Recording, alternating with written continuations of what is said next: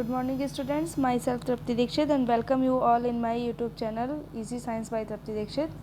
Students, मैंने आपको chapter first आपका कंप्लीट करा दिया जिसमें आपको केमिकल रिएक्शन इक्वेशंस वाला चैप्टर था, जिसमें आपको मैंने केमिकल रिएक्शन को बैलेंस करना, rancidity, types of chemical reaction, corrosion, ये सारे सब कुछ पढ़ा दिया था।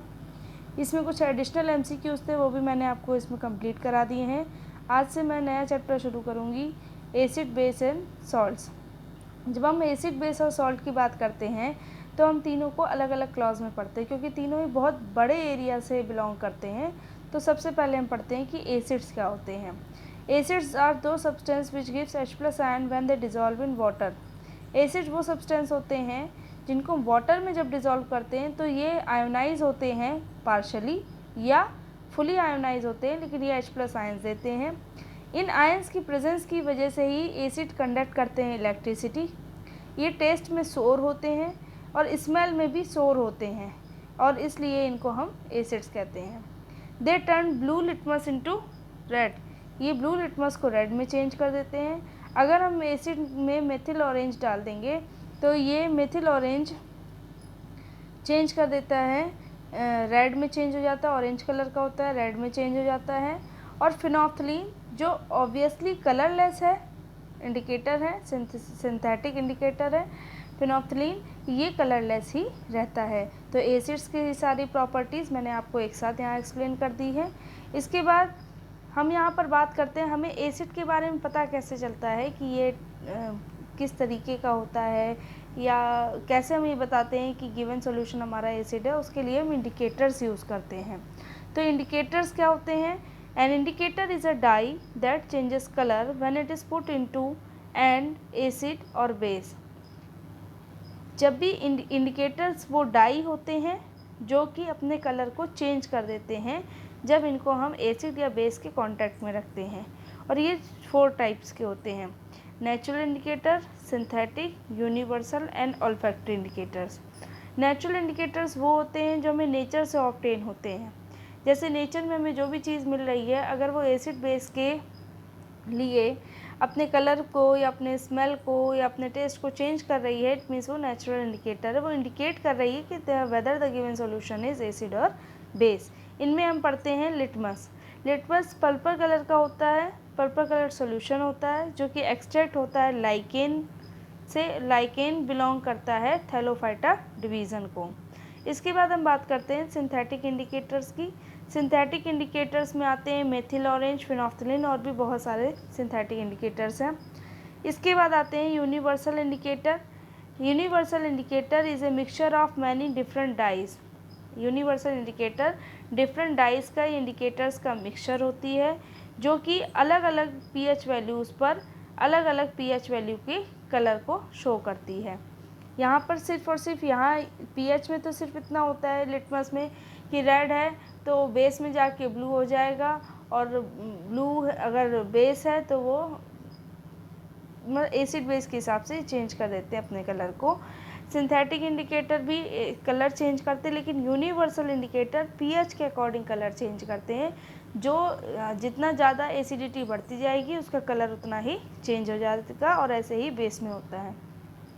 नेक्स्ट आते हैं ऑल्फैक्टरी इंडिकेटर्स। ऑल्फैक्टरी का मतलब होता है सेंस टू स्मेल, मतलब वो इंडिकेटर्स जो स्मेल के को सेंस करके बताते हैं कि गिवन सॉल्यूशन एसिड है कि बेस है। दो substance whose smell changes in acidic और base solution are called olfactory indicators. वो सब्सटेंस जो स्मेल चेंज कर देते हैं एसिडिक या बेसिक सॉल्यूशन में, उन्हें हम ऑल्फैक्टरी इंडिकेटर्स कहते हैं।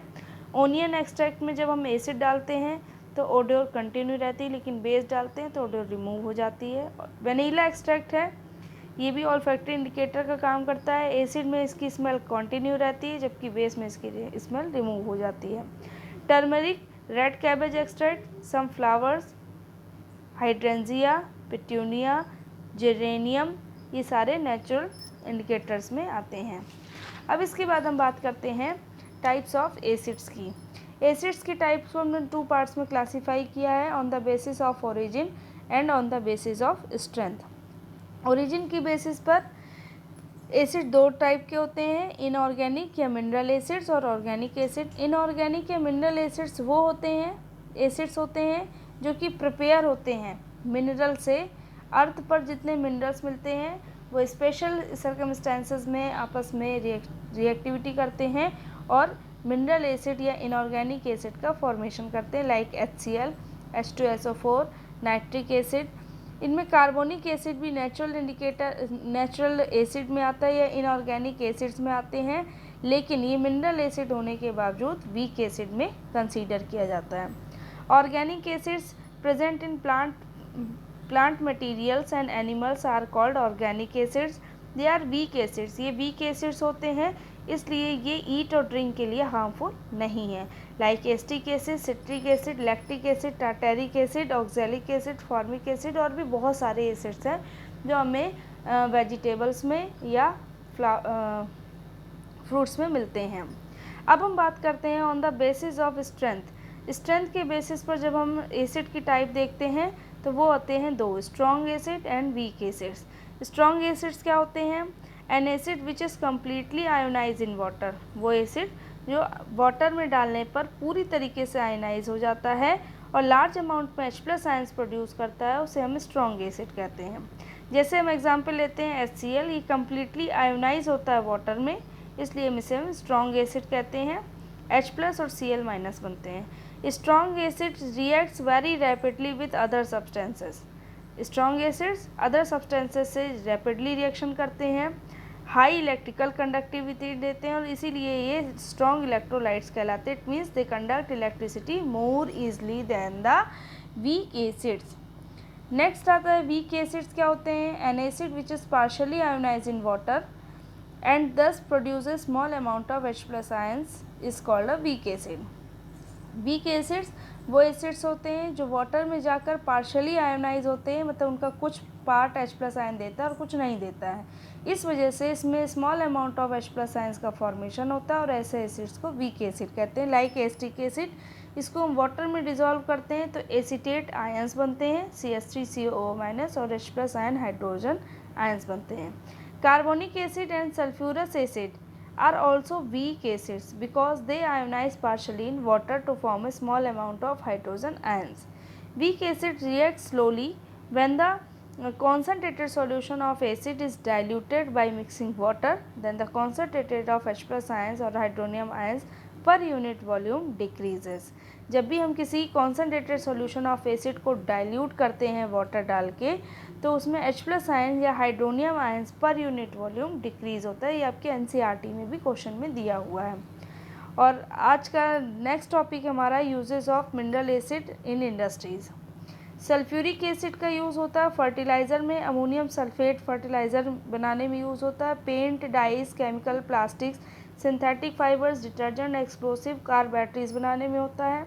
हाइड्रोक्लोरिक एसिड का यूज़ करते हैं removing oxide film from steel objects.